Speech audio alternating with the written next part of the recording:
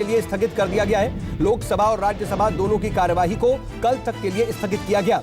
दरअसल आज से मॉनसून सत्र शुरू हो चुका है, लेकिन विपक्ष के हंगामे के चलते 2 बजे तक के लिए इसे स्थगित करना पड़ा। हंगामे के चलते लोकसभा की कार्यवाही मात्र 18 मिनट तक ही चल पाई और आज को लेकर के 12 अगस्त तक चलने वाले इस सत्र में 24 बिल पेश किए जाने हैं।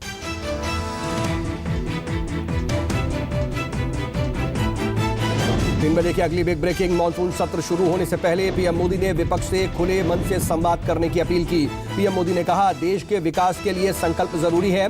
संसद तीर्थ क्षेत्र की तरह से है। संवाद का मजबूत माध्यम संसद है। सभी के प्रयासों से सदन चलता है, इसलिए सभी को सदन की गरिमा का ख्याल रखना चाहिए। इस दौरान पीएम मोदी ने विपक्ष पर तंज भी कसा है। कहा, पता नहीं सदन की गर्मी कम होगी या नहीं। 3 बजे की 10वीं बड़ी खबर। सपा सुप्रीमो अखिलेश यादव ने योगी सरकार पर निशाना साधा है। कहा, बीजेपी धर्म के आधार पर नफरत फैलाती है, जिसका ताजा उदाहरण कानपुर दंगा है। पुलिस प्रशासन अगर समय से निर्णय ले लेता और इसकी इंटेलिजेंस फेल नहीं होती तो इतना बड़ा दंगा कहीं प्रदेश में नहीं होता। पुलिस जानबूझ करके ये काम इसलिए कर रही है क्योंकि नामजद करने में पैसा वसूलने का काम हो रहा है। 3 बजे की 11वीं बड़ी खबर। सावन महीने में ज्ञानवापी में शिवलिंग की पूजा की नई याचिका पर सुप्रीम कोर्ट में सुनवाई की इजाजत दे दी गई है। 21 जुलाई को याचिका पर सुनवाई होगी। याचिका में कहा गया है कि श्रावण का महीना शुरू हो गया है, ऐसे में हिंदुओं को शिवलिंग की पूजा और अनुष्ठान करने की अनुमति दी जाए। याचिका में ज्ञानवापी सर्वे में मिले शिवलिंग पर काशी विश्वनाथ ट्रस्ट को कब्जा देने के लिए निर्देश देने की मांग भी की गई है। 3 बजे की अगली बड़ी खबर। पटना में गिरफ्तार पीएफआई से जुड़े संदिग्ध अतहर परवेज और मोहम्मद जलालुद्दीन ने चौंकाने वाले खुलासे किए हैं। सूत्रों के मुताबिक बिहार के अंदर पीएफआई अब तक 15,000 से ज्यादा मुस्लिम युवाओं को अस्त्र शस्त्र चलाने की ट्रेनिंग दे चुका है। सूत्रों के मुताबिक युवाओं को ट्रेनिंग देने के लिए बिहार में करीब 15 जिलों में कैंप ऑफिस खोला गया था, जबकि पूर्णिया को पीएफआई का हेडक्वार्टर बनाया गया था। अतहर और जलालुद्दीन को पटना पुलिस ने 16 जुलाई को रिमांड पर लिया था, जिस दौरान पूछताछ में सन्न करने वाले अब खुलासे हो रहे हैं।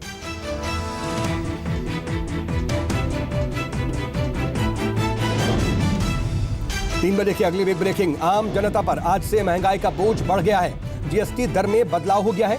प्री पैक फूड आइटम जैसे दूध के पैक्ड प्रोडक्ट, दही, लस्सी, पनीर और छाछ की कीमतें बढ़ गई हैं। इन प्रोडक्ट्स पर 5% की दर से अब जीएसटी वसूली जा रही है। पहले ये सारी चीजें जीएसटी के दायरे से बाहर हुआ करती थी। अस्पतालों में इलाज के लिए भी अब लोगों को ज्यादा पैसे खर्च करने पड़ेंगे। पहले अस्पतालों को उस एसी कमरे पर जीएसटी की दरें नहीं लगती थी।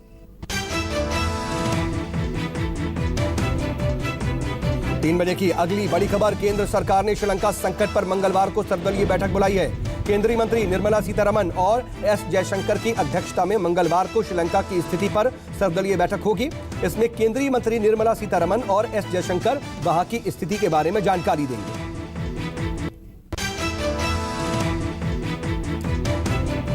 अगली बिग ब्रेकिंग। भारतीय नौसेना के स्वावलंबन सेमिनार में शिरकत करेंगे प्रधानमंत्री मोदी। थोड़ी देर में पीएम मोदी सम्मेलन के समापन समारोह को संबोधित करने वाले हैं। सेमिनार अंबेडकर प्रतिष्ठान में आयोजित किया जाएगा। सेमिनार का उद्देश्य रक्षा क्षेत्र में आत्मनिर्भरता को हासिल करने की ओर भारतीय उद्योग और एकेडमिक क्षेत्र की भागीदारी सुनिश्चित करना है। इस सेमिनार के दौरान भारतीय नौसेना 75 ऐसी तकनीक और प्रोडक्ट्स को स्वदेशी कंपनियों और स्टार्टअप्स को बनाने का चैलेंज देगी, जिन्हें नौसेना खुद इस्तेमाल करेगी। 3 बजे की अगली बड़ी खबर। तमिलनाडु के कल्लाकुरिची में छात्रा की मौत पर भड़की हिंसा के मामले में 120 आरोपी गिरफ्तार हुए हैं। पुलिस ने सभी आरोपियों को कोर्ट में पेश किया।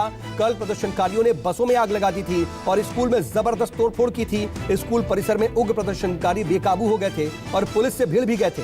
इसके बाद पूरे इलाके में धारा 144 लगा दी गई है। 3 बजे की अगली बड़ी खबर। बिहार में आतंकी गतिविधियों को लेकर के बोधगया में चौकसी बरती जा रही है। अंतर्राष्ट्रीय धरोहर महाबोधि मंदिर की सुरक्षा को और ज्यादा पुख्ता कर दिया गया है। महाबोधि मंदिर की सुरक्षा में एक कंपनी और सुरक्षा बल लगाए जाएंगे।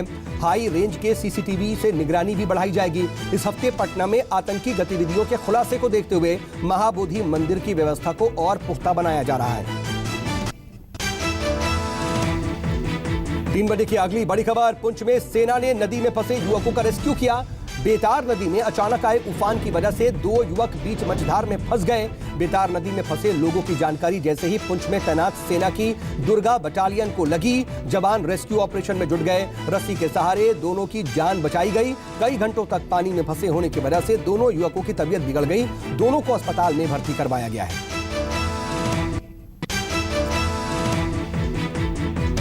3 बजे की अगली बड़ी खबर। महाराष्ट्र के चंद्रपुर में आई रोंगटे खड़े कर देने वाली तस्वीर। नाले में आई बाढ़ में बैलगाड़ी समेत 2 लोग बह गए। कैमरे में पूरी घटना कैद हुई। आसपास के लोग चिल्लाते रहे पर पानी का बहाव इतना तेज था कि लोग बहते रहे।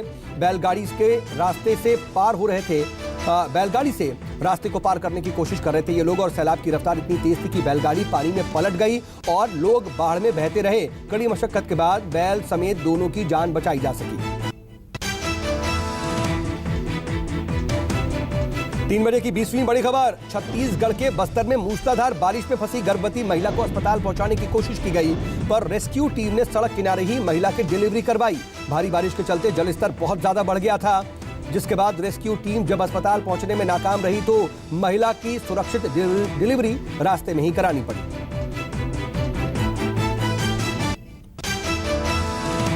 3 बजे की अगली बड़ी खबर। हिमाचल प्रदेश के किन्नौर के सांगला वैली में लगातार हो रही बारिश से हालात बिगड़े हुए हैं। उफान पर है नदियां, बाढ़ जैसे हालात हैं। किन्नौर जिले में 24 घंटे से तेज बारिश हो रही है। बारिश के चलते किन्नौर के अलग अलग हिस्सों में 80 सड़क रूट बंद हो गए।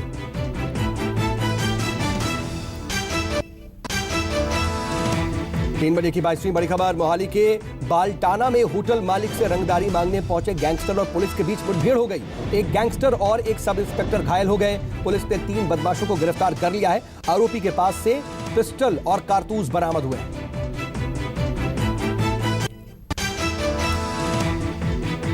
और 3 बजे की 23वीं बड़ी खबर। आज राज्यसभा के सदस्य के रूप में संजय राउत, हरभजन सिंह, रणदीप सुरजेवाला के साथ कांग्रेस के वरिष्ठ नेता राजीव शुक्ला ने शपथ ली। श्री राजीव शुक्ला।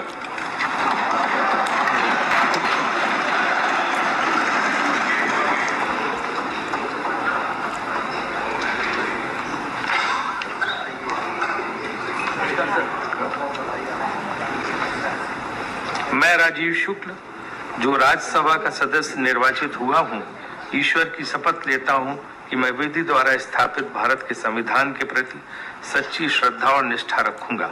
मैं भारत की प्रभुता और अखंडता अक्षुण्ण रखूंगा तथा जिस पद को मैं ग्रहण करने वाला हूं, उसके कर्तव्यों का श्रद्धापूर्वक निर्वहन करूंगा।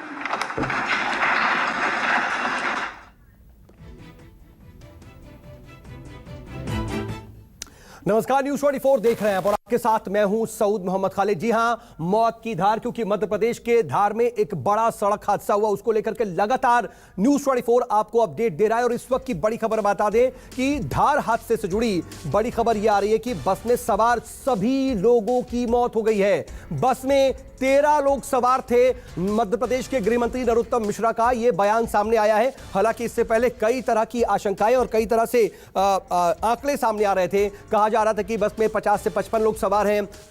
कई बार और आंकड़े बताए गए। कई बार यह कहा गया कि कुछ लोगों की मौत हो गई है, कुछ लोगों को बचाया जा रहा है। लेकिन अभी जो जानकारी मिल रही है उसके मुताबिक, जो ताजा बयान, ताजा अपडेट है, उसके मुताबिक 13 लोग इस बस में सवार थे और सभी 13 लोगों की मौत हो गई है। हालांकि इस पूरे हादसे के बाद प्रधानमंत्री नरेंद्र मोदी ने भी इस हादसे पर दुख जताया, तो मध्य प्रदेश की सरकार ने भी इस पर दुख जाहिर किया है और प्रधानमंत्री राहत कोष से इस पूरे हादसे के बाद अब मृतकों के परिजनों को 2-2 लाख रुपए का मुआवजा दिया जाएगा। तो वहीं मध्य प्रदेश की सरकार भी 4-4 लाख रुपए का मुआवजा देगी। लेकिन ये आप तस्वीरें देखिए, ये सीधे नर्मदा नदी में कैसे पूरी की पूरी बस रेलिंग तोड़ते हुए गिर गई, उसके बाद की क्या स्थिति है आप तस्वीरों में देख रहे हैं। हादसे के बाद की ये तस्वीरें हैं, मध्य प्रदेश के धार की तस्वीर है और वहां पर अब बस को बाहर निकालने की कोशिश हो रही है। लेकिन इस वक्त ये सबसे बड़ी खबर आ रही है कि तकरीबन 13 लोग सवार थे और सभी की मौत हो गई है। क्या कुछ कहा मध्य प्रदेश के गृह मंत्री ने, जरा सुनिए। धार हादसे को लेकर मध्य प्रदेश सरकार के गृह मंत्री डॉक्टर नरोत्तम मिश्रा हमारे साथ है। हादसे को लेकर बड़ी बात सामने आ रही, कितने लोग सवार थे, कितनी मौतें हुई? कि पहले बयान आया कि 15 लोग सवार थे, उतनी मौत हुई। पहले भ्रम की स्थिति इसलिए हुई कि जो लोग बचाने गए थे जब निकले तो उनको सवारी मान लिया था, पर अब उसमें स्पष्ट हो गया है नाम भी सब आ गए हैं। कितने लोग सवार थे सर उसमें? 13 लोग।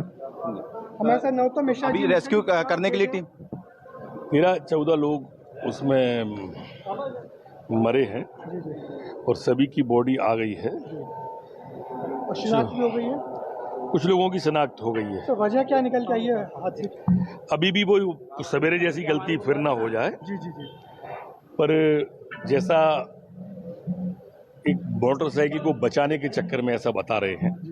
जो शनाख्त हुई है चेतन राम गोपाल जांगड़ निवासी मंगला कला गोविंदगढ़ जयपुर राजस्थान। जगन्नाथ पिता हेमराज जोशी उम्र 70 साल निवासी मल्हारगढ़ उदयपुर राजस्थान। प्रकाश प्रताप श्रवण चौधरी 40 साल निवासी शारदा कॉलोनी अमलनेर जलगांव महाराष्ट्र। नीबाजी पिता आनंदा पाटिल उम्र 60 साल निवासी पीलौदा अमलनेरा गांव। महिला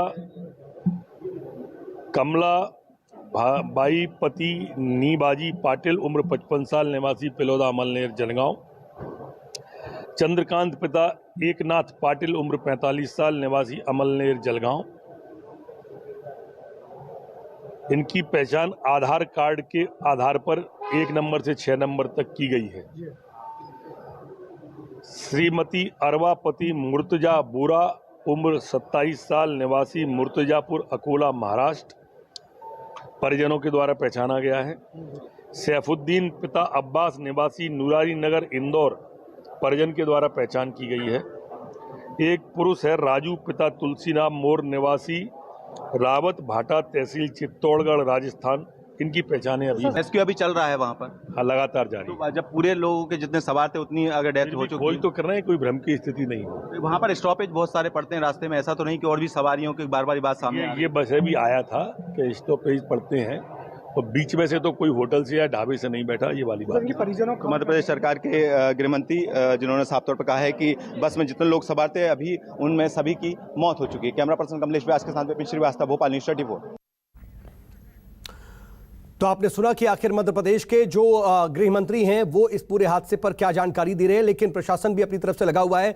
डिविजनल कमिश्नर पवन शर्मा इस हादसे के बाद क्या कह रहे हैं, जरा सुनिए। ये बस इंदौर से महाराष्ट्र जा रही थी। इसमें हमने जो अपना इंदौर में जिस बस स्टैंड से चली सरवटे से, वहाँ से 12 लोगों के बैठने की सूचना है और एक ड्राइवर लगाएं तो 13 लोग होते हैं। 13 लाशें तो रिकवर हो चुकी हैं, डेड बॉडीज़। संभावना है अगर कंडक्टर रहा हो तो एक और हो सकता है, या रास्ते में कोई सवारी उतरी हो। तो अभी हम रेस्क्यू ऑपरेशंस चलते रहेंगे। आइडेंटिफिकेशन के लिए जो लोकल लोग हैं और जो भी तरीके हो सकते हैं, आई कार्ड वगैरह ढूंढना या आधार कार्ड किसी की पॉकेट में हो, धामनोद में हमारे जो कम्युनिटी हेल्थ सेंटर है वहाँ पे उनका आइडेंटिफिकेशन का काम चल रहा है। और देखिए, धार में जो हादसा हुआ है उससे जुड़ी एक और बड़ी खबर आपको बता दें कि जो पीड़ित हैं, यानी कि जिन लोगों की मौत हुई है, उनके परिजनों के लिए मुआवजे का ऐलान कर दिया गया है। महाराष्ट्र सरकार ने भी इन सब के बीच मुआवजे का ऐलान किया है। केंद्र सरकार की तरफ से भी मुआवजे का ऐलान हुआ है, मध्य प्रदेश सरकार की तरफ से भी मुआवजे का ऐलान हुआ है, लेकिन इन सब के बीच महाराष्ट्र सरकार ने भी परिजनों को 10 लाख रुपए मुआवजे का ऐलान कर दिया है। केंद्र सरकार की तरफ से 2-2 लाख रुपए मुआवजे का ऐलान पहले ही हो चुका है, तो वहीं मध्य प्रदेश सरकार ने भी 4 लाख मुआवजे का ऐलान किया है। कुल मिलाकर के अगर मध्य प्रदेश सरकार, केंद्र सरकार और महाराष्ट्र सरकार के मुआवजे की बात करें तो तकरीबन 16 लाख रुपए मुआवजे का ऐलान मृतक लोगों के परिजनों के लिए किया गया है। यह बेहद दर्दनाक हादसा, हालांकि आप अभी सुन रहे थे कि जो मध्य प्रदेश के गृह मंत्री हैं नरोत्तम मिश्रा, वो ये जानकारी दे रहे थे कि असल में शुरू में कुछ भ्रम की स्थिति पैदा हो गई, क्योंकि जैसे ही बस नीचे गिरी स्थानीय लोग हरकत में आए थे, वो फौरन वहां पर पहुंचे थे, बस के पास गए, लोगों को बचाने की कोशिश कर रहे थे। उसके बाद जब वो लोग बाहर आए तो कई लोगों को यह लगा कि दरअसल ये बस में सवार यात्री हैं और इसकी वजह से कंफ्यूजन की स्थिति नजर आई। और ये फिर उस वक्त ऐसा लग रहा था कि तकरीबन 50 से 55 लोग इस बस में सवार हैं, लेकिन अब कम से कम ये पूरी स्थिति साफ हो गई है कि बस में कुल 13 लोग सवार थे और सभी 13 लोगों की मौत हो चुकी है। मौजूद है धार जिले के खलघाट में। यहाँ पे जो दर्दनाक सड़क हादसा हुआ है, 13 यात्रियों की मौत हो गई है। सुबह से अलग अलग कयास लगाए जा रहे हैं कि बस में 40 यात्री सवार थे। आपको बता दें कि अभी भी रेस्क्यू किया जा रहा है और 13 यात्रियों के शव निकाले जा चुके हैं। हालांकि आईजी राकेश गुप्ता ये बता चुके हैं कि जो है 13 यात्री सवार थे, लेकिन अभी भी रेस्क्यू चल रहा है। इस हिसाब से लगता है कि बस में जो है ज्यादा यात्री सवार थे। आप मेरे नीचे देख सकते हैं कि जो है 3 से 4 जो है एनडीआरएफ की टीमें यहाँ मौजूद है और अलग अलग तकरीबन 8 से 10 टीमें यहाँ पर मौजूद है जो रेस्क्यू कर रही है और जो टोल के सीसीटीवी है उनको भी खंगाला जा रहा है और ताकि यात्रियों की संख्या जो है वो सही पता लगाया जा सके। मैं हूं रेणु अग्रवाल, आप देख रहे हैं न्यूज़ 24। धार के नर्मदा नदी के खलघाट पुल की, जिसको खट्टा का पुल भी कहते हैं, यहाँ पर सुबह 9:30 बजे एक यात्री बस जो कि जिसमें कि आईजी राकेश गुप्ता ने बताया कि इसमें 12 से 13 यात्री सवार थे और ये बस जो है आप देख सकते हैं कि यहाँ से रेलिंग को तोड़ते हुए ये नर्मदा नदी में जा गिरी है और रेस्क्यू टीम जो है एनडीआरएफ की वो अभी भी यात्रियों को ढूंढ रही है और 13 यात्रियों को जो कि मृत है, तकरीबन इसमें 7 पुरुष हैं, 6 महिलाएं हैं, उन्हें निकाला गया है और ये बस जो है महाराष्ट्र के लिए निकली थी इंदौर से। और आपको बता दूं कि जैसे ही न्यूज़ 24 को सबसे पहले पता लगा था कि यात्री बस गिरी है, हम ही ने जो है प्रशासन को सूचित किया था कि यहाँ पर यात्री बस गिरी है। उसके बाद जो है अमला सक्रिय हुआ था और लोगों को बचाने की कोशिश की गई। इंदौर से भी आईजी और डीआईजी पहुंचे और यहाँ पर यात्रियों को बचाया नहीं जा सका। लगातार अभी भी रेस्क्यू टीम जो है पहुंच रही है और बताया जाए कि इसमें 40 यात्री सवार थे, लेकिन आईजी राकेश गुप्ता ने कहा कि नहीं, इसमें 40 यात्री सवार नहीं थे, लेकिन चूंकि इस तरह की बातें आ रही है तो यात्री बस के जो यात्री हैं उनको ढूंढने का लगातार प्रयास एनडीआरएफ की टीम कर रही है। आप देख सकते हैं कि नर्मदा नदी में यात्रियों को ढूंढने का लगातार प्रयास किया जा रहा है। एम्बुलेंस वहां पर खड़ी हुई है, पुलिस का अमला यहाँ पे मौजूद है, प्रशासन का अमला मौजूद है, यात्रियों को ढूंढने का लगातार प्रयास किया जा रहा है। तो आपको बता दूं कि महाराष्ट्र के उप मुख्यमंत्री देवेंद्र फडणवीस ने भी कलेक्टर से जानकारी ली और कलेक्टर ने उन्हें ये मुख्य घटना स्थल बताया है। वही यात्रियों की सूची भी अभी बनाई जा रही है और यात्री जो है इसमें एक भी जिंदा नहीं मिला है। यह बड़ा दर्दनाक हादसा हुआ है। मौजूद है नर्मदा नदी के पुल पर, जहाँ पर कि दर्दनाक सड़क हादसा हुआ जिसमें 13 यात्रियों की मौत हो चुकी है और लगातार यहाँ पर जो है रेस्क्यू ऑपरेशन चलाया जा रहा है। आप मेरे पीछे देख सकते हैं कि जहाँ रेलिंग तोड़कर और जो बस नीचे नर्मदा नदी में गिरी थी उसको सुधारने का लगातार सुधारा जा रहा है। वही एनडीआरएफ की टीम लगातार यहाँ पर पहुंची है, वही भारी तादाद में यहाँ पर लोग जो है देखने वाले भी पहुंचे हैं। लगातार पुलिस और प्रशासन जो है इनको हटाने की कोशिश कर रहा है, लेकिन लोग जो है यहाँ पर जमे हुए हैं। बताया जा रहा है कि जो ये सड़क हादसा है वो ओवरटेक करने के चक्कर में ये सड़क हादसा हुआ है और ये बस जो है नदी में गिरी है, उसमें 13 लोगों की दर्दनाक मौत हो गई है।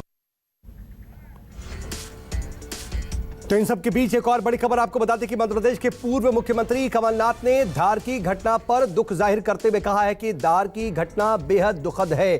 दरअसल जिस तरह से ये घटना हुई है और जिस तरह से सभी यात्रियों की इस बस में सवार मौत हुई है वो वाकई झकझोर देने वाली है और खुद प्रधानमंत्री नरेंद्र मोदी ने भी इसको लेकर के दुख जाहिर किया। मध्य प्रदेश के मौजूदा मुख्यमंत्री शिवराज सिंह चौहान भी इसको लेकर के दुख जाहिर कर चुके हैं। तो वहीं पूर्व सीएम कमलनाथ ने भी इस पर दुख जाहिर किया है। यहाँ से हो रहा है मध्य प्रदेश दुर्घटनाएं और हमने दुख व्यक्त करते हैं और हम जितनी मदद कर सकते हैं हम करेंगे। मुझे उम्मीद है प्रशासन भी करेगा। और इधर इस पर महाराष्ट्र के डिप्टी सीएम यानी कि देवेंद्र फडणवीस ने भी दुख जाहिर किया है। उन्होंने क्या कुछ कहा, जरा वो सुनिए। कि इंदौर से महाराष्ट्र में आने वाली स्टेट ट्रांसपोर्ट की बस, इसका एक्सीडेंट धार जिले में हुआ है। अभी तक 13 लोगों के मृत्यु होने की खबर हमारे पास है, बाकी लोगों को ढूंढा जा रहा है। मुख्यमंत्री एकनाथ शिंदे जी ने और मैंने मध्य प्रदेश के मुख्यमंत्री शिवराज सिंह चौहान जी से बातचीत की। मुख्यमंत्री शिवराज जी ने पूरा प्रशासन वहां पर लगाया है, स्वयं उन्होंने उसमें ध्यान दिया है। तो हम आपको लगातार जो धार में स्थिति है उसकी अपडेट दे रहे हैं, लेकिन इस वक्त ग्राउंड जीरो पर क्या स्थिति है, रेस्क्यू ऑपरेशन कहां तक पहुंचा, क्या स्थिति वहां पर नजर आ रही है, जो टीमें पहुंची हुई हैं वो क्या कर रही हैं, क्या बस को बाहर निकाल लिया गया, इसके बारे में भी हम आपको अपडेट देते हैं। इस वक्त मेरे साथ 3 मेरे सहयोगी जुड़ चुके हैं अलग अलग जगह से। भोपाल से मेरे साथ मेरे सहयोगी विपिन श्रीवास्तव जुड़े हुए हैं, तो वहीं मुंबई से मेरे साथ मेरे सहयोगी विनोद जगदाले जुड़ गए हैं। लेकिन सीधा धार से ग्राउंड जीरो से मेरी सहयोगी रेणु इस वक्त मौजूद है और सीधा जरा धार चलते हैं। रेनू, जरा तस्वीरें दिखाइए और वहां की अभी की स्थिति और अपडेट बताइए, क्या है वहां पर? आप मेरे पीछे देख सकते हैं कि जो बस है उसको क्रेन की मदद से निकाला गया है और यहाँ रखा गया है। बस के जो हाल है वो आप देख सकते हैं कि किस तरह से चकनाचूर हो गई है और लगातार अभी एनडीआरएफ की टीम जो है नदी में, नर्मदा नदी में अभी सर्चिंग रेस्क्यू ऑपरेशन जारी है। आपको बता दूं कि जिस हिसाब से बस चकनाचूर हुई है उस हिसाब से लगता है कि बस की जो गति है वो तेज गति रही होगी। हालांकि न्यूज़ 24 ने अपने तरीके से पता किया कि हादसा आखिर हुआ क्यों, तो पता लगा कि जो ये बस है जो इंदौर की तरफ से आ रही थी, अचानक से जो है सामने से ओवरटेक किया और वहीं एक बाइक सवार को बचाने के चक्कर में जो है इसकी गति जो है अनियंत्रित हो गई और ये बस जो है पुल पे से नीचे नर्मदा नदी में गिर गई। और इसके सीसीटीवी भी अभी आए हैं। हालांकि सीसीटीवी में साफ पता नहीं लग रहा है कि बस में कितने लोग बैठे थे। नहीं, लेकिन रेनू, क्या अभी तक इस बारे में कोई जानकारी मिल पाई है कि आखिर हुआ क्या जब ये बस पुल पर थी? आखिर ये अनियंत्रित कैसे हुई, कैसे ये रेलिंग तोड़ते हुए नीचे जा गिरी? जी, ये हमने न्यूज़ 24 ने खुद ने पता किया कि आखिर ये हादसा कैसे हुआ। अलग अलग लोगों से बात की तो पता लगा कि जो ये बस है वो आ रही थी, गति इसकी तेज थी, वही ओवरटेक कर रहे हैं, ये ओवरटेक भी कर रही थी, वही सामने से एक वाहन भी आ रहा था, उसको बचाने के चक्कर में जो है ये बस अनियंत्रित होकर रेलिंग तोड़ती हुई पुल से नीचे गिरी है। ठीक है, मैं आता हूं आपके पास, लेकिन विनोद, मैं आपके पास आ रहा हूं क्योंकि ये बस जो है वो महाराष्ट्र की थी और उसमें महाराष्ट्र के